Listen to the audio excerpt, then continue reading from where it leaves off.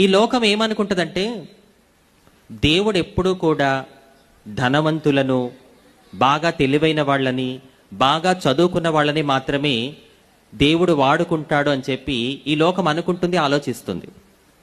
కానీ మన యేసయ్య అప్పుడు ఇప్పుడు ఎప్పుడు కూడా ఎవరైతే సమాజంలో అందరి చేత వెలివేయబడుతూ, అవమానించబడుతూ, నిందించబడుతూ అట్టడుగున పడి ఉంటారో వారిని లేవనెత్తడానికి యేసయ్య ఎక్కువగా ఇష్టపడతాడు.